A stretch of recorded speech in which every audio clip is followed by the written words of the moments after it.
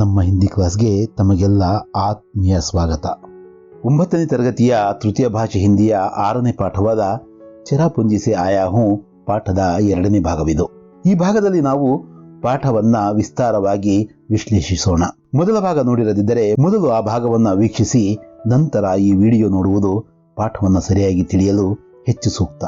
ಮೊದಲ ಭಾಗವನ್ನು ವೀಕ್ಷಿಸಲು ಮೇಲಿರುವ ಐ ಬಟನ್ ಒತ್ತಿ, ಇಲ್ಲವೇ ಕೆಳಗಿರುವ ಡಿಸ್ಕ್ರಿಪ್ಷನ್ ನಲ್ಲಿ ಸಹ ಲಿಂಕ್ ಇದೆ.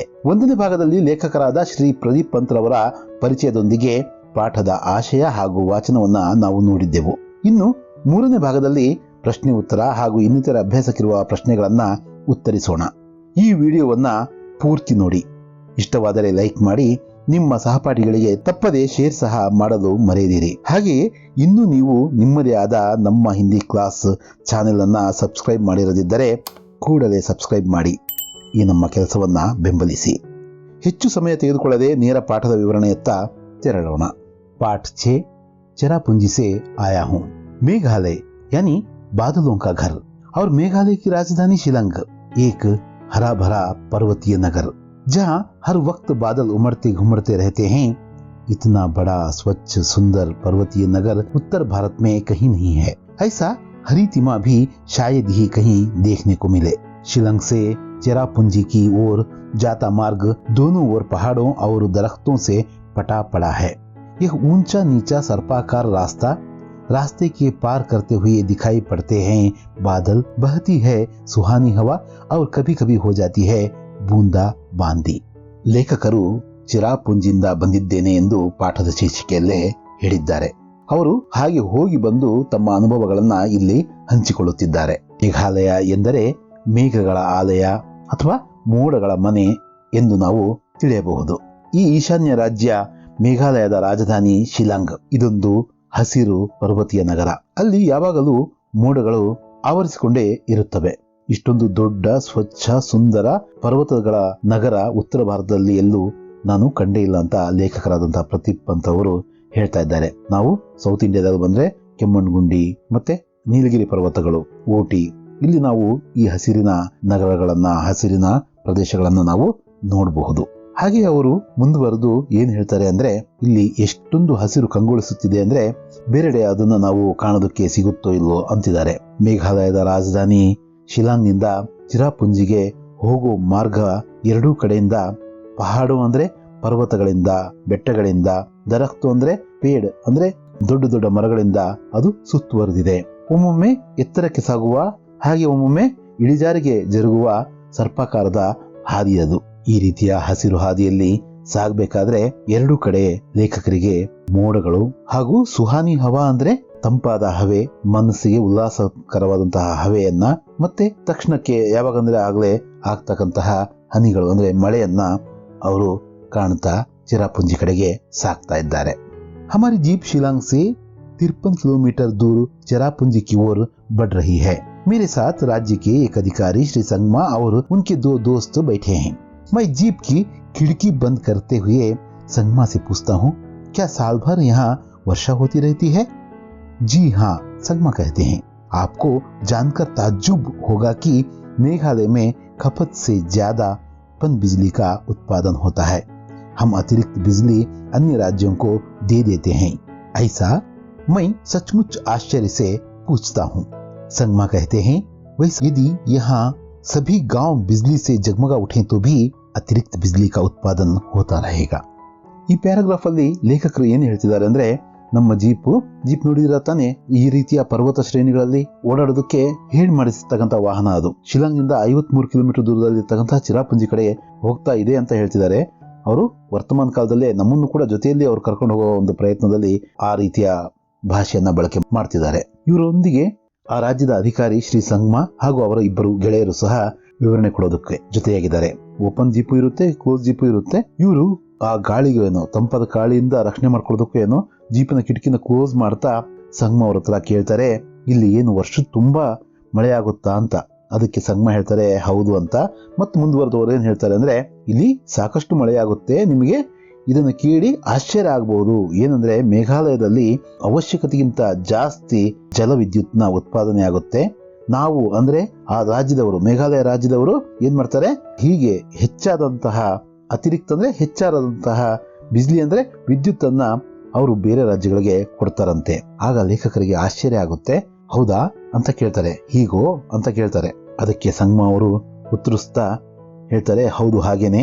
ಈ ರಾಜ್ಯದ ಪ್ರತಿ ಹಳ್ಳಿಯೂ ಸಹ ವಿದ್ಯುತ್ನ ಸಂಪರ್ಕಕ್ಕೊಳಪಟ್ಟು ಅದರ ಪ್ರಕಾಶದಲ್ಲಿ ಮುಳುಗಿದ್ರು ಕೂಡ ಇನ್ನೂ ಸಹ ಹೆಚ್ಚು ವಿದ್ಯುತ್ ನಮ್ಮಲ್ಲಿ ಉಳಿಯುತ್ತೆ ಅಂತ ಅವರು ಆ ರಾಜ್ಯದಲ್ಲಿ ಉತ್ಪಾದನೆಯಾಗುವಂತಹ ಅತಿ ಹೆಚ್ಚು ಜಲವಿದ್ಯುತ್ತಿನ ಬಗ್ಗೆ ಹೇಳ್ತಾರೆ.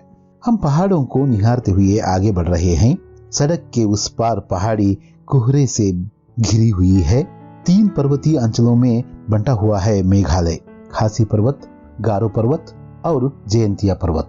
और इन्हीं 3 पर्वतीय अंचलों से बने हैं 5 जिले. हर अंचल की अपनी अलग संस्कृति है. रीति रिवाज पर्वत उत्सव हैं, लेकिन हर कहीं पारिवारिक व्यवस्था मातृसत्तात्मक है. ಭೂಮಿ, ಧನ್, ಸಂಪತ್ತಿ ಸಬ್ ಮಾ ಸೆ ಬೇಟಿ ಕೋ ಮಿಲ್ತಿ ಹೈ. ಹೀಗೆ ಲೇಖಕರು, ಸಂಗ್ಮಾ ಹಾಗೂ ಅವರಿಬ್ಬರು ಮಿತ್ರರು ಆ ವಾಹನದಲ್ಲಿ ಕುತ್ಕೊಂಡು ಅಕ್ಕಪಕ್ಕದಲ್ಲಿರ್ತಕ್ಕಂತಹ ಆ ಬೆಟ್ಟಗಳನ್ನ, ಹಸಿರು ಬೆಟ್ಟಗಳನ್ನ ನೋಡ್ತಾ ಮುಂದಕ್ಕೆ ಸಾಗ್ತಾ ಇರ್ತಾರೆ. ಸಡಕ್ ಅಂದ್ರೆ ದಾರಿ. ಆ ದಾರಿ ಈ ತರದ ಪರ್ವತಗಳಲ್ಲಿ ಸಹಜವಾಗಿರ್ತಕ್ಕಂತಹ ಮಂಜಿನ ಕಾರಣದಿಂದಾಗಿ ಒಂಥರ ಸುತ್ತುವರೆದಿರುತ್ತೆ. ಮುಂದಿನ ದಾರಿ ಅಂದ್ರೆ ತುಂಬಾ ದೂರದ ದಾರಿ ಅಲ್ಲಿಂದ ಕಾಣಸಿಗಲ್ಲ. ಮುಖ್ಯವಾಗಿ ಮೇಘಾಲಯ 3 ಪರ್ವತಗಳ ಅಂಚುಗಳೊಂದಿಗೆ ಅದು ಹಂಚಿ ಹೋಗಿದೆ. ಅವು ಯಾವ ಪರ್ವತ ಶ್ರೇಣಿಗಳಂದ್ರೆ ಖಾಸಿ ಪರ್ವತ್, ಗಾರೋ ಪರ್ವತ್ ಹಾಗೂ ಜಯಂತಿಯ ಪರ್ವತ್. ಈ 3 ಪರ್ವತ ಶ್ರೇಣಿಗಳನ್ನ ಅಲ್ಲಿ ನಾವು ಗುರುತಿಸಬಹುದು. ಈ 3 ಪರ್ವತ ಶ್ರೇಣಿಗಳನ್ನ ಬಳಸಿಕೊಂಡು, ಆ ಅಂಚುಗಳನ್ನ ಬಳಸಿಕೊಂಡು 5 ಜಿಲ್ಲೆಗಳ ನಿರ್ಮಾಣ ಆಗಿದೆ. ಮತ್ತೆ ಪ್ರತಿ ಅಂಚಿನ, ಪ್ರತಿ ಶ್ರೇಣಿಯ ಜನರಲ್ಲೂ ಕೂಡ ತಮ್ಮದೇ ಆದಂತಹ ಬೇರೆ ಸಂಸ್ಕೃತಿ, ರೀತಿ ರಿವಾಜು ಅಂದ್ರೆ ಪದ್ಧತಿಗಳು ಮತ್ತೆ ಅಲ್ಲಿಯ ಉತ್ಸವಗಳು ಕಾಣೋದಕ್ಕೆ ಸಿಗ್ತವಂತೆ. ಇವೆಲ್ಲವೂ ಕೂಡ ಬೇರೆ ಬೇರೆ ಆದರೂ ಕೂಡ ಒಂದು ವ್ಯವಸ್ಥೆ ಮಾತ್ರ ಎಲ್ಲರಲ್ಲೂ ಕೂಡ ಈ 3 ಪರ್ವತೀಯ ಶ್ರೇಣಿಗಳಲ್ಲಿ, ಈ 5 ಜಿಲ್ಲೆಗಳಲ್ಲಿ ಸೇಮ್. ಅದೇನಪ್ಪ ಅಂದ್ರೆ ಮಾತೃಸತ್ತಾತ್ಮಕವಾದಂತಹ ವ್ಯವಸ್ಥೆ. ಅಂದ್ರೆ ಕುಟುಂಬದಲ್ಲಿ ತಾಯಿ ಮುಖ್ಯಸ್ಥಳಾಗಿರ್ತಾಳೆ. ಭೂಮಿಯಾಗಿರ್ಬೋದು, ಏನಾದ್ರೂ ಹೊಲ, ಗದ್ದೆ, ತೋಟದ ಭೂಮಿ ಅಥವಾ ಮನೆ. ಧನ್ ಅಂದ್ರೆ ದುಡ್ಡು, ಸಂಪತ್ತು. ಇವೆಲ್ಲವೂ ಕೂಡ ತಾಯಿಯಿಂದ ಮಗಳಿಗೆ ಹಸ್ತಾಂತರಗೊಳ್ಳುತ್ತೆ. ಇಲ್ಲಿ ಹೇಗೆ ಪಿತ್ರಾರ್ಜಿತ ಆಸ್ತಿಯನ್ನ ಗಂಡು ಮಕ್ಕಳಿಗೆ ಆ ಆಸ್ತಿಯಲ್ಲಿ ಇರುತ್ತೋ, ಅಲ್ಲಿ ತಂದೆ ಬದಲಿಗೆ ತಾಯಿ ಆ ಕುಟುಂಬದ ಮುಖ್ಯಸ್ಥಳಾಗಿರ್ತಾಳೆ. ಮತ್ತೆ ಆ ಇರುವ ಎಲ್ಲ ಆಸ್ತಿ ಕೂಡ ಅದು ಮಕ್ಕಳಿಗೆ ದಕ್ಕುತ್ತೆ, ಹೆಣ್ಮಕ್ಳಿಗೆ ದಕ್ಕುತ್ತೆ. स्त्री का यहाँ वर्चस्व है, यह एहसास गुवाहाटी से मेघालय की सीमा में घुसने के साथ ही होने लगता है. तमाम दुकानों पर स्त्रियां सौदा बेचती और बेहिचक बतियाती दिखाई देती हैं. शिलंग में भी उन्हें दुकानों पर बैठे देखा जा सकता है. शायद यह स्थिति पूर्वोत्तर के अन्य राज्यों में भी है, भले ही वहाँ मातृसत्तात्मक परिवार व्यवस्था ना हो. कुछ साल पहले मणिपुर की राजधानी इम्फाल में भी यही सब देखा था. स्त्रियों का पूरा बाजार ही है वहाँ, जिसे मायती बाजार कहते हैं, यानी माँ का बाजार. दिन भर सामान की बिक्री कर शाम को अपने अपने घर लौटती हैं. किसी प्रकार का वर्ग भेद नहीं, यानी अमीर घरों की स्त्रियां भी इस मायती बाजार में मिल जाएंगी और गरीब घरों की स्त्रियां भी. तभी एक मोड़ निकलने पर चरापूंजी का छोटा सा बाजार दिखाई पड़ता है और इस बाजार में भी दुकानों पर बैठी हैं महिलाएं. फिर चाहे दुकान फल सब्जियों की हो या चाय की. हम आगे बढ़ जाते हैं. ಈಶಾನ್ಯ ರಾಜ್ಯಗಳಲ್ಲೆಲ್ಲ ಈ ರೀತಿಯ ಮಾತೃಸತ್ತಾತ್ಮಕವಾದಂತಹ ವ್ಯವಸ್ಥೆಯನ್ನ ಲೇಖಕರು ಕಾಣ್ತಾರೆ. ಗುವಾಹಟಿಯಿಂದ ಮೇಘಾಲಯದ ಗಡಿ ಸಮೀಪಿಸಿದ ತಕ್ಷಣನೇ ಅವರಿಗೆ ಇದು ಕಾಣಸಿಗುತ್ತೆ. ಇಲ್ಲಿ ಹೆಣ್ಮಕ್ಳು ಹೆಚ್ಚಿನ ರೀತಿಯಲ್ಲಿ ಕೆಲಸ ಕಾರ್ಯಗಳಲ್ಲಿ ತೊಡಗಿರ್ತಾರೆ ಅಂತಕ್ಕಂಥದ್ದು ಅವರು ಗಮನಿಸ್ತಾರೆ. ಎಲ್ಲ ಅಲ್ಲಿರ್ತಕ್ಕಂಥ ಪ್ರತಿ ಅಂಗಡಿಯಲ್ಲೂ ಕೂಡ ಹೆಣ್ಮಕ್ಳು ವ್ಯಾಪಾರ ಮಾಡ್ತಾ, ಮತ್ತೆ ಅವ್ರಿಗೇನು ಬೇಹಿಚಕ್ ಅಂದ್ರೆ ಯಾವುದೇ ಒಂದು ಗಾಬರಿ ಇಲ್ಲದೆ, ಕೀಳರಿಮೆ ಇಲ್ಲದೆ ಆರಾಮಾಗಿ ಮಾತಾಡ್ತಾ ಅವರು ಜೀವನ ಮಾಡ್ತಾ ಇದ್ರು. ನಾವ್ ಇಲ್ಲೆಲ್ಲ ಏನ್ ಮಾಡ್ತೀವಿ, ಗಂಡ್ಮಕ್ಳು ವ್ಯಾಪಾರ ಮಾಡೋದನ್ನ, ಗಂಡ್ಮಕ್ಳು ಇರೋದನ್ನ ನೋಡ್ತೀವಿ. ಎಲ್ಲೋ ಅಪರೂಪಕ್ಕೆ ಹೆಣ್ಮಕ್ಳು ವ್ಯಾಪಾರ ಮಾಡ್ತಾರೆ. ರಾಜಧಾನಿ ಶಿಲಾಂಗಲ್ಲೂ ಕೂಡ ಪ್ರತಿ ಅಂಗಡಿಯಲ್ಲೂ ಆ ಹೆಣ್ಮಕ್ಳೇ ವ್ಯಾಪಾರಕ್ಕಾಗಿ ಕೂತಿರೋದು ಗಮನಿಸಿರ್ತಾರೆ ಲೇಖಕರು ಮುಂದುವರೆದು ಏನ್ ಹೇಳ್ತಾರೆ ಅಂದ್ರೆ, ಮೋಸ್ಟ್ಲಿ ಈ ಈಶಾನ್ಯ ರಾಜ್ಯಗಳಲ್ಲೆಲ್ಲ ಇದೇ ರೀತಿಯ ಒಂದು ವ್ಯವಸ್ಥೆ ಇರಬಹುದೇನೋ. ಮಾತೃಸತ್ತಾತ್ಮಕ ವ್ಯವಸ್ಥೆ ಇಲ್ಲದೆ ಇದ್ರೂ ಕೂಡ ಹೆಣ್ಮಕ್ಳು ಹೊರಗಡೆ ಬಂದು ದುಡಿಯೋ ಕೆಲಸದಲ್ಲಿ ಗಂಡ್ಮಕ್ಳಿಗೆ ಸರಿಸಮಾನವಾಗಿ ನಿಲ್ತಾರೇನೋ ಅಂತ ಅವರು ಹೇಳ್ತಾ ಇದ್ದಾರೆ. ಅವರು ಈ ಹಿಂದೆ ಇದನ್ನು ಗಮನಿಸಬೇಕು, ಇದು ಮೇಘಾಲಯಕ್ಕೆ ಸಂಬಂಧಪಟ್ಟಿದ್ದು ಅಲ್ಲ, ಮತ್ತೆ ಈ ಟೂರಿಗೆ ಸಂಬಂಧಪಟ್ಟಿರ್ತಕ್ಕಂತಹ ವಿಷಯ ಅಲ್ವೇ ಅಲ್ಲ. ಅವ್ರಿಗೆ ನೆನಪು ಬರ್ತಾ ಇದೆ ಮಣಿಪುರದ ವಿಷಯ, ಅದನ್ನ ಅವ್ರು ಹೇಳ್ತಿದ್ದಾರೆ. ಮಣಿಪುರದ ರಾಜಧಾನಿ ಇಂಫಾಲ್ಗೆ ನಾನು ಇದನ್ನ ಕಂಡಿದ್ದೆ. ಅಲ್ಲಿ ಕೂಡ ಒಂದು ಸಂಪೂರ್ಣ ಒಂದು ಮಾರುಕಟ್ಟೆ ಅಥವಾ ಒಂದು ಸಂತೆ ಅಂತ ಒಂದು ಪ್ರದೇಶ ಇದೆ. ಅದಕ್ಕೆ ಮಾಹಿತಿ ಬಜಾರ್ ಅಂತ ಕರೀತಾರೆ. ಮಾಕ ಬಜಾರ್ ಅಂದ್ರೆ ತಾಯಿ, ಅಂದ್ರೆ ತಾಯಂದಿರ ಒಂದು ಸಂತೆ, ಅವರ ಮಾರುಕಟ್ಟೆ ಅಂತ. ಅಂದ್ರೆ ಅವರೇ ನಡೆಸ್ತಕ್ಕಂತಹ, ಅವರೇ ಅದನ್ನ ನೋಡಿಕೊಳ್ಳುವಂತಹ ಒಂದು ವ್ಯವಸ್ಥೆ. ಅಲ್ಲಿ ಹೆಣ್ಮಕ್ಳೇ ದಿನ ಪೂರ್ತಿ ವ್ಯಾಪಾರ ಮಾಡ್ತಾರೆ, ಕೊಂಡ್ಕೊಳ್ತಾರೆ, ಮತ್ತೆ ಆ ಬಿಸ್ನೆಸ್ ಅಲ್ಲಿ ಅವರು ತೊಡಗಿರ್ತಾರೆ. ಮತ್ತೆ ಮಾಹಿತಿ ಬಜಾರಲ್ಲಿ ಯಾವ ವರ್ಗಭೇದ ಕೂಡ ಇಲ್ಲ, ಅದು ಎಲ್ಲೂ ಇರಲೂಬಾರದು ಕೂಡ. ಅಲ್ಲಿರ್ತಕ್ಕಂಥವರೆಲ್ಲರೂ ಹೆಣ್ಮಕ್ಳೇ ಆದ್ರೂ ಕೂಡ, ಹೆಣ್ಮಕ್ಳಲ್ಲೂ ಕೂಡ ನಾವು ಪ್ರತಿಯೊಂದರಲ್ಲೂ ಕೂಡ ನಾವು ಭೇದ ಭಾವ ಮಾಡ್ತೀವಿ ತಾನೆ, ಕೂದಲು ಸೀಳೋ ಕೆಲಸ ಮಾಡ್ತೀವಿ ತಾನೆ. ಅಲ್ಲಿ ಆ ರೀತಿಯ ಭೇದ ಭಾವ ಇಲ್ಲ. ಅಲ್ಲಿ ಶ್ರೀಮಂತ ಮನೆಯ ಹೆಣ್ಮಕ್ಳು ಕೂಡ ಸಿಗ್ತಾರೆ. ಅಮೀರ್ ಘರೋಂ ಕಿ ಸ್ತ್ರೀ ಅಂತ ಹೇಳ್ತಾರಲ್ಲ, ಅವರು ಇರ್ತಾರೆ. ಮತ್ತೆ ಮಧ್ಯಮ ವರ್ಗದವರು, ಕೆಳ ಮಧ್ಯಮ ವರ್ಗದವರು, ಬಡವರು ಸಹ ಅಲ್ಲಿರ್ತಾರೆ. ಅವರು ಇರ್ತಾರೆ, ಶ್ರೀಮಂತರು ಇರ್ತಾರೆ, ಮತ್ತೆ ಬಡವರು ಕೂಡ ಅಲ್ಲಿರ್ತಾರೆ. ಆದ್ರೆ ಕಾಮನ್ ಏನಪ್ಪಾ ಅಂದ್ರೆ ಎಲ್ಲರೂ ಮಹಿಳೆಯರು ಅಲ್ಲಿ ವ್ಯಾಪಾರ ವಹಿವಾಟುಗಳನ್ನ ನಡೆಸ್ತಾರೆ. ಈಗ ಮತ್ತೆ ಲೇಖಕರು ಮಣಿಪುರದ ಮಾತುಗಳಿಂದ ಇಲ್ಲಿ ಅಂದ್ರೆ ಚಿರಾಪುಂಜಿಗೆ ಬಂದು ತಲುಪಿದ್ದಾರೆ.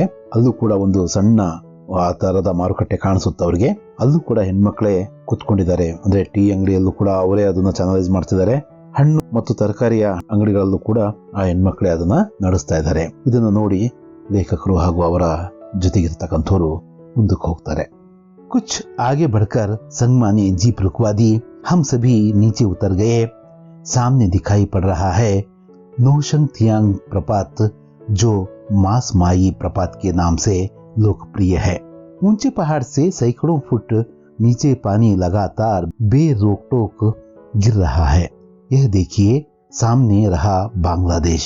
संगमा के साथियों में से एक कहता है, अभी अभी जब जीप से उतरे थे हल्की धूप थी और अभी क्षण भर बाद ही बादल घिरे और हल्की हल्की वर्षा होने लगी। मैं संगमा के आगे अपना पुराना सवाल दोहराता हूँ, क्या साल भर यहाँ वर्षा होती रहती है? संगमा हंसते हुए कहते हैं, पंत साहब यह चिरापुंजी है। ಸ್ವಲ್ಪ ಮುಂದೆ ಹೋಗಿ ಸಂಗಮ ಅವರು ಜೀಪ್ ನ ನಿಲ್ಲಿಸ್ತಾರೆ. ಎಲ್ಲರೂ ಕೂಡ ಇಳಿತಾರೆ. ಮುಂದೆ ಅವರಿಗೆ ನೋಶಿಂಗ್ ಥಿಯಾಂಗ್ ಅಥವಾ ಮಾಸ್ ಮಾಯಿ ಅಂತಕ್ಕಂಥ ಒಂದು ಪ್ರಪಾತ ಕಾಣಿಸ್ತಾ ಇತ್ತು. ತುಂಬಾ ಲೋಕಪ್ರಿಯವಾದಂತಹ ಒಂದು ಜಲಪ್ರಪಾತವದು. ಅಂದ್ರೆ ಎತ್ತರದ ಒಂದು ಪರ್ವತದಿಂದ, ಬೆಟ್ಟದಿಂದ 100 ಅಡಿಗಳಷ್ಟು ಕೆಳಗಡೆ ನೀರು ಕಂಟಿನ್ಯೂ ಆಗಿ ಬೇರೋಕ್ಟಕ್ ಅಂದ್ರೆ ಯಾವ ಒಂದು ಅಡೆತಡೆ ಇಲ್ಲದೆ ಬೀಳ್ತಾ ಇತ್ತು. ನೀವೆಲ್ಲ ಜೋಗ್ ಫಾಲ್ಸ್ ನೋಡಿದ್ರೆ ತಾನೆ, ಅದು ಕೂಡ ಆ ತರದ ಅದ್ಭುತವಾದಂತಹ ಒಂದು ಪ್ರದೇಶನೇ. ಅದು ಕೂಡ ವಿಶ್ವವಿಖ್ಯಾತನೇ. ಸಂಗಮ ಜೊತೆಗೆ ಇಬ್ಬರಿದ್ರಲ್ಲ, ಅದರಲ್ಲೊಬ್ಬ ಲೇಖಕರಿಗೆ ಒಂದು ಪ್ರದೇಶವನ್ನು ತೋರಿಸ್ತಾ, ಅದನ್ನ ನೋಡಿ ಅದು ಅದೇ ಬಾಂಗ್ಲಾದೇಶ. ಅಂದ್ರೆ ಬಾಂಗ್ಲಾದೇಶ ಹಾಗೂ ಭಾರತದ ಗಡಿಯಲ್ಲಿ ಚಿರಾಪುಂಜಿ ಇರತಕ್ಕಂಥದ್ದು ಅನ್ನೋದು ನಮಗೆ ಗೊತ್ತಾಗುತ್ತೆ. ಅದನ್ನು ತೋರಿಸ್ತಾ ಅದೇ ನೋಡ್ರಿ ಬಾಂಗ್ಲಾದೇಶ ಅಂತ ಹೇಳ್ತಾರೆ. ಲೇಖಕರಿಗೆ ಏನ್ ಅನ್ಸುತ್ತಂದ್ರೆ, ನಾವು ಈಗ ತಾನೇ ಜೀಪನ್ನ ಇಳಿದಿದ್ವಿ, ಆಗ ತೆಳು ಬಿಸಿಲು ಇತ್ತು, ಈಗಾಗಲೇ ಮಳೆ ಸ್ಟಾರ್ಟ್ ಆಗಿದೆ. ಅಂದ್ರೆ ಅಲ್ಲಿ ಇದ್ದಕ್ಕಿದ್ದಾಗೆ ಮಳೆ ಬರುತ್ತೆ, ಇದ್ದಕ್ಕಿದ್ದಂಗೆ ಬಿಸಿಲು ಬರುತ್ತೆ, ಅದೆಲ್ಲವೂ ಕೂಡ ನಡೀತಾ ಇರುತ್ತೆ. ಮೋಡಗಳು ಒಂದೇ ಸಲ ಮುಸುಕ್ತವೆ, ಅವೆಲ್ಲ ದೂರ ದೂರ ಆಗ್ತವೆ, ಸ್ವಲ್ಪ ಬಿಸಿಲು ಕಾಣಿಸುತ್ತೆ, ಮತ್ತೆ ಮಳೆ ಬರುತ್ತೆ. ಈ ಒಂದು ಸೈಕಲ್ ಅಲ್ಲಿ ನಡೀತಾ ಇರುತ್ತೆ. ಇದೆಲ್ಲ ನೋಡಿ ಲೇಖಕರು ಸಂಗಮ ಅವ್ರ ಹತ್ರ ಮತ್ತೆ ಕೇಳ್ತಾರೆ, ಏನಿಲ್ಲಿ ವರ್ಷದ ತುಂಬಾ ಮಳೆ ಬರ್ತಾ ಇರುತ್ತಾ? ಈ ಪ್ರಶ್ನೆ ಮೊದಲು ಕೂಡ ಕೇಳಿದ್ರಲ್ವಾ? ಮತ್ತೆ ಅದನ್ನ ಪುನರಾವರ್ತನೆ ಮಾಡ್ತಾರೆ. ಅದಕ್ಕೆ ಸಂಗಮ ಅವರು ನಗ್ತಾನೆ ಹೇಳ್ತಾರೆ, ಪಂತ್ ಸಾಹೇಬ್ರೆ, ಇದು ಚಿರಾಪುಂಜಿ, ಅಂದ್ರೆ ಇದು ಚಿರಾಪುಂಜಿ ಸಾಹೇಬ್ರೆ, ಇಲ್ಲಿ ಮಳೆ ಬರೋದು ಅಪರೂಪನಾ? ಪ್ರಪಂಚದಲ್ಲೇ ಅತಿ ಹೆಚ್ಚು ಮಳೆ ಬರ್ತಕ್ಕಂಥ ಪ್ರದೇಶ ತಾನೇ ಇದು ಅನ್ನೋ ಅರ್ಥದಲ್ಲಿ ಅವರು ಮಾತಾಡ್ತಾರೆ. ಹಾ, ಖಯಾಲ್ ಆಯಾ यह चिरापुंजी है। समुद्र की सतह से कोई 1300 मीटर ऊपर, जो विश्व में सबसे अधिक वर्षा वाले स्थान के लिए प्रसिद्ध है। हम लोग कभी कलकल छलछल करते प्रपात को निहार रहे हैं, कभी पानी से घिरे बांग्लादेश के भूभाग को। ಲೇಖಕರು ಬರೀತಾರೆ, ನನಗೆ ನೆನಪು ಬಂತು, ಹೌದು ಇದು ಚಿರಾಪುಂಜಿ. ಸಮುದ್ರದ ಮಟ್ಟದಿಂದ 1300 ಅಂದ್ರೆ 1300 ಮೀಟರ್ ಎತ್ತರದಲ್ಲಿರ್ತಕ್ಕಂತಹ, ವಿಶ್ವದಲ್ಲೇ ಅತಿ ಹೆಚ್ಚು ಮಳೆಯನ್ನ ದಾಖಲಿಸ್ತಕ್ಕಂತಹ ಪ್ರಸಿದ್ಧವಾದ ಸ್ಥಳ ಇದು ಅಂತ ಅವರು ಹೇಳ್ತಾರೆ. ಇದನ್ನ ಯೋಚನೆ ಮಾಡ್ತಾನೆ ಲೇಖಕರು. ಒಮ್ಮೆ ಆ ಜಲಪ್ರಪಾತವನ್ನ, ಮತ್ತೊಮ್ಮೆ ಆ ನೀರಿನ ಮಧ್ಯದಲ್ಲಿ ಕಾಣಿಸ್ತಕ್ಕಂತಹ ಬಾಂಗ್ಲಾದೇಶದ ಭೂಭಾಗವನ್ನ ನೋಡ್ತಾ ನಿಲ್ತಾರೆ. ವರ್ಷ ಫಿರ್ ಬಂದ್ हो गई है, धूप फिर खिल आई है। इसी तरह वर्षा, धूप, कोहरे की लुका छिपी का खेल चलता रहता है यहाँ। हम लोग अब जीप में बैठकर लौट रहे हैं। संगमा रास्ते में खासी, जयंतिया और गारो पहाड़ियों के लोगों के बारे में बताने लगते हैं। वे कहते हैं, खासियों को यहाँ सम्मान की दृष्टि से देखा जाता है। करीब 6 लाख गारो लोगों की मातृभूमि है। गारो पर्वतमालाएं। यह माना जाता है कि गारो समूह बोडो जाति का अंग है। नोंग क्रेम खासियों का प्रमुख नृत्य है। जयंतिया पहाड़ियों के उत्सव का नाम है बेहडेन खलाम। ಆಗ್ಲೇ ಹೇಳಿದ್ವಲ್ಲ, ಮತ್ತೆ ಮಳೆ ನಿಲ್ಲುತ್ತೆ, ಮತ್ತೆ ಬಿಸಿಲು ಬರುತ್ತೆ. ಈ ರೀತಿಯಲ್ಲಿ ಬಿಸಿಲು ಮತ್ತು ಮಳೆಯ ಮಂಜಿನ ಕಣ್ಣ ಮುಚ್ಚಾಲೆ ಆಟ, ಲುಕಾಚಿಪಿ ಅಂದ್ರೆ ಕಣ್ಣ ಮುಚ್ಚಾಲೆ ಆಟ ಅಲ್ಲಿ ನಡೀತಾನೆ ಇರುತ್ತೆ. ಈಗ ಇವರೆಲ್ಲರೂ ಕೂಡ ಮತ್ತೆ ಜೀಪಲ್ಲಿ ಬಂದು ಕೂತ್ಕೊಂಡಿದ್ದಾರೆ. ಎಷ್ಟೇ ಅದ್ಭುತವಾದಂತಹ ಸ್ಥಳ ಆದ್ರೂ ಕೂಡ ನಾವು ಮತ್ತೆ ವಾಪಸ್ ಬರ್ಲೇಬೇಕಲ್ವಾ, ವಾಪಸ್ ಬರೋದಕ್ಕೋಸ್ಕರ ನಿಂತಿದ್ದಾರೆ. ಮತ್ತೆ ಇನ್ನೊಂದಷ್ಟು ಪ್ರದೇಶಗಳನ್ನು ಕೂಡ ಅವರು ನೋಡ್ಬೇಕಿದೆ. ಇನ್ನು ಸಂಗ್ಮಾ ಅವರು ದಾರಿಯಲ್ಲಿ ಖಾಸಿ, ಜಯಂತಿಯ ಹಾಗೂ ಗಾರೋ ಎಂಬ ಪರ್ವತಗಳ ಬಗ್ಗೆ, ಆ ಪರ್ವತದಲ್ಲಿರ್ತಕ್ಕಂತಹ ಜನರ ಬಗ್ಗೆ, ಅವರ ಜೀವನದ ಬಗ್ಗೆ ಹೇಳೋದಕ್ಕೆ ಶುರು ಮಾಡ್ತಾರೆ. ಅವ್ರು ಏನ್ ಹೇಳ್ತಾರೆ ಅಂದ್ರೆ, ಖಾಸಿಯಾ ಎಂಬ ಜನಾಂಗವನ್ನ ಗೌರವದ ದೃಷ್ಟಿಯಿಂದ ಕಾಣ್ತಾರೆ ಅಂತಕ್ಕಂಥದ್ದನ್ನ ತಿಳಿಸ್ತಾರೆ. ಗಾರೋ ಪರ್ವತದ ಶ್ರೇಣಿಯ ಜನರನ್ನ ಗಾರೋ ಜನ ಅಂತ ಕರೀತಾರೆ ಮತ್ತು ಅವರು ಸುಮಾರು 6 ಲಕ್ಷ ಜನ ಇದ್ದಾರೆ ಅಂತ ಹೇಳ್ಬಿಟ್ಟು ಹೇಳ್ತಾರೆ. ಹಾಗೂ ಈ ಗಾರೋ ಸಮೂಹ ಬೋಡೋ ಜಾತಿಗೆ ಸಂಬಂಧಿಸಿದ ಅದರ ಒಂದು ಭಾಗ ಅಂತಾನು ಕೂಡ ಅವರು ಹೇಳ್ತಾರೆ. ನೋಂಗ ಕ್ರೇಮ್ ಅಂತಕ್ಕಂಥದ್ದು ಖಾಸಿ ಜನಾಂಗದ ಪ್ರಮುಖ ನೃತ್ಯ. ಇನ್ನು ಜಯಂತಿಯ ಜನಾಂಗದ ಬಗ್ಗೆ ಹೇಳ್ತಾ ಅಲ್ಲಿರ್ತಕ್ಕಂತಹ ಪ್ರಮುಖ ಉತ್ಸವದನ್ನ ಅವರು ಹೇಳ್ತಾರೆ ಬೆಹಡೆನ್ ಖಲಾಮ್ ಅಂತ. ಬೆಹಡೆನ್ ಖಲಾಮ್ ಅಂತಕ್ಕಂಥದ್ದು ಜಯಂತಿಯ ಪರ್ವತ ಶ್ರೇಣಿಯಲ್ಲಿ ಇರ್ತಕ್ಕಂತಹ ಜನಾಂಗದ ಒಂದು ಉತ್ಸವದ ಹೆಸರು. ನೋಂಗ ಕ್ರೇಮ್ ಅಂತಕ್ಕಂಥದ್ದು ಖಾಸಿ ಜನಾಂಗದ ಒಂದು ಪ್ರಮುಖ ನೃತ್ಯ. आगे चलकर एक स्थान पर जीप रुकती है। हम उतरते हैं। बगल में एक गोलाकार विशाल पत्थर है। संगमा बताते हैं यह प्राकृतिक शिवलिंग है। सचमुच यह प्रकृति का आश्चर्य है और आश्चर्य तो मासमाई गांव की गुफाएं भी हैं। हमारी जीप इन गुफाओं के पास रुकती है। गुफाएं इतनी अंधेरी हैं कि मशाल या टार्च जलाए बिना उनमें प्रवेश नहीं कर सकते। संगमा का एक साथी कहता है, हमने मशालें जला ली हैं और हम गुफाओं के अंदर आगे बढ़ रहे हैं। अगल बगल ऊपर नीचे पत्थर। सदियों से ये गुफाएं इसी तरह हैं और दूर, बहुत दूर तक चली गई हैं। हम लोग कुछ दूर जाकर लौट पड़ते हैं जैसे आश्चर्य लोग से लौट रहे हैं। ಇನ್ನೊಂದು ಸ್ಥಳಕ್ಕೆ ಹೋಗಿ ಜೀಪ್ ಮತ್ತೆ ನಿಲ್ಲುತ್ತೆ. ಎಲ್ಲರೂ ಮತ್ತೆ ಇಳಿತಾರೆ. ಅಲ್ಲೇ ಒಂದು ವಿಶಾಲವಾದಂತಹ ಪಕ್ಕದಲ್ಲಿ, ಅವರ ಬಗಲ್ ಮೇ ಅಂದ್ರೆ ಪಕ್ಕದಲ್ಲೇ ಒಂದು ಗೋಲಾಕಾರದ ಒಂದು ವಿಶಾಲವಾದಂತಹ ಕಲ್ಲಿರುತ್ತೆ. ಕಲ್ಲನ್ನ ದರ್ಶನ ಆಗುತ್ತೆ. ಸಂಗಮ ಅವರು ಏನ್ ಹೇಳ್ತಾರೆ ಅಂದ್ರೆ, ಇದು ಪ್ರಾಕೃತಿಕ ಶಿವಲಿಂಗ, ಅಂದ್ರೆ ಪ್ರಕೃತಿದತ್ತವಾಗಿ ಪ್ರಕೃತಿನೇ ನಿರ್ಮಾಣ ಮಾಡಿರ್ತಕ್ಕಂತಹ ಒಂದು ಅದ್ಭುತ ಇದು ಶಿವಲಿಂಗವಿದು ಅಂತ ಪರಿಚಯಿಸ್ತಾರೆ. ಮತ್ತೆ ಇದು ನಿಜವಾಗ್ಲೂ ಕೂಡ ಒಂದು ಪ್ರಕೃತಿಯ ಆಶ್ಚರ್ಯಕರವಾದಂತಹ ಒಂದು ನಿರ್ಮಾಣಗಳಲ್ಲಿ ಒಂದು ಅಂತ ಅವರು ಹೇಳ್ತಾರೆ. ಅದನ್ನು ನೋಡಿ ಲೇಖಕರು ಅದನ್ನು ಒಪ್ಕೊಂಡು ಮತ್ತೇನ್ ಹೇಳ್ತಾರೆ ಅಂದ್ರೆ, ಮಾಸ್ಮಾಯಿ ಎಂಬ ಊರಲ್ಲಿ ಇರ್ತಕ್ಕಂತಹ ಗುಹೆಗಳು ಕೂಡ ಆಶ್ಚರ್ಯಜನಕವಾಗಿದ್ದಾವೆ ಅಂತಕ್ಕಂಥ ಮಾತನ್ನು ಹೇಳ್ತಾರೆ. ಮತ್ತೆ ಅವರಲ್ಲಿಂದ ಹೊರಟು ಆ ಮಾಸ್ಮಾಯಿ ಊರಿನ ಹತ್ತಿರ, ಆ ಗುಹೆಗಳ ಹತ್ತಿರ ಹೋಗಿ ಅವರ ಜೀಪ್ ನಿಲ್ಲುತ್ತೆ. ಆ ಗುಹೆಗಳು ಸಾಕಷ್ಟು ಕತ್ತಲಿಂದ ತುಂಬಿಕೊಂಡಿರ್ತವೆ. ಒಳಗಡೆ ಬೆಳಕು ಅಂತಕ್ಕಂಥದ್ದೇ ಇರಲ್ಲ, ಅಂಧಾಕಾರ ತುಂಬಿಕೊಂಡಿರುತ್ತೆ. ಅಲ್ಲಿ ಮಶಾಲ್ ಅಂದ್ರೆ ಪಂಜು ಅಥವಾ ಟಾರ್ಚ್ ಇವಿಲ್ಲದೆ ಒಳಗಡೆ ಪ್ರವೇಶ ಮಾಡೋದಕ್ಕೂ ಕೂಡ ಅಸಾಧ್ಯ, ಅಷ್ಟೊಂದು ಕತ್ತಲಲ್ಲಿ ಇರುತ್ತೆ. ಈ ವಿಷಯವನ್ನ ಅಲ್ಲಿಯ ಸಂಗಮ ಅವರ ಒಬ್ಬ ಗೆಳೆಯ ಆ ಮಾತನ್ನು ಹೇಳ್ತಾರೆ. ಸರಿ, ಎಲ್ಲರೂ ಕೂಡ ಏನ್ ಮಾಡ್ತಾರೆ, ಪಂಜುಗಳನ್ನ ಉರಿಸ್ತಾರೆ, ಬೆಳಕನ್ನ ಅಲ್ಲಿ ಹರಡೋದಕ್ಕೋಸ್ಕರ. ಮತ್ತೆ ಆ ಗುಹೆಗಳ ಒಳಗಡೆ ಹೋಗ್ತಾರೆ. ಅಗಲ್ ಬಗಲ್ ಊಪರ್ ನೀಚೆ ಅಂತ ಹೇಳ್ತಾರಲ್ಲ, ಅಂದ್ರೆ ಅಕ್ಕ ಪಕ್ಕ ಮೇಲೆ ಕೆಳಗಡೆ ಎಲ್ಲ ಕಡೆ ಕಲ್ಲಿನಲ್ಲಿ ನಿರ್ಮಾಣವಾಗಿರ್ತಕ್ಕಂಥ ಗುಹೆಗಳವು. ಎಷ್ಟೋ ಶತಮಾನಗಳಿಂದನೂ ಕೂಡ ಆ ಗುಹೆಗಳು ಇದೇ ರೀತಿ ಕಲ್ಲಿನ ನಿರ್ಮಾಣ ಆಗಿ ನಿಂತಿದ್ದಾವೆ. ತುಂಬಾ ದೂರದವರೆಗೂ ಕೂಡ ಅವು ಹರಡ್ಕೊಂಡಿದ್ದಾವೆ ಒಳಗಡೆ. ಸ್ವಲ್ಪ ಹೊತ್ತು ಮುಂದೆ ಹೋಗ್ತಾರೆ ಆ ಪಂಜಿನ ಬೆಳಕಲ್ಲಿ. ಮತ್ತೆ ಅವರು ವಾಪಸ್ ಆಗ್ತಾರೆ. ವಾಪಸ್ ಆದಾಗ ಅವ್ರಿಗೆ ಅನ್ಸುತ್ತೇನಪ್ಪ ಅಂದ್ರೆ, ಯಾವುದೋ ಆಶ್ಚರ್ಯಕರವಾದಂತಹ ಒಂದು ಲೋಕದಿಂದ ನಾವು ವಾಪಸ್ ಆಗ್ತಿದೀವೇನೋ ಅಂತ ಲೇಖಕರಿಗೆ ಅನ್ಸುತ್ತೆ. ಅದನ್ನೇ ಅವರು ಇಲ್ಲಿ ಪ್ರಸ್ತಾಪಿಸಿದ್ದಾರೆ. ಪಾಠವನ್ನ ನಾವು ಹೀಗೆ ಸಂಕ್ಷಿಪ್ತವಾಗಿ ಅರ್ಥ ಮಾಡ್ಕೋಬಹುದು. ಇನ್ನು ಉಳಿದಂತೆ ಈ ಪಾಠದ 3ನೇ ಭಾಗದಲ್ಲಿ ಪ್ರಶ್ನೆ ಉತ್ತರದ ಸಂದರ್ಭದಲ್ಲೂ ಕೂಡ ಈ ಬಗ್ಗೆ ಇನ್ನೂ ಹೆಚ್ಚಿನ ಚರ್ಚೆಯನ್ನ ಮಾಡೋಣ. ತಪ್ಪದೆ ಆ ವಿಡಿಯೋ ಕೂಡ ನೀವು ನೋಡಿ. ಧನ್ಯವಾದಗಳು.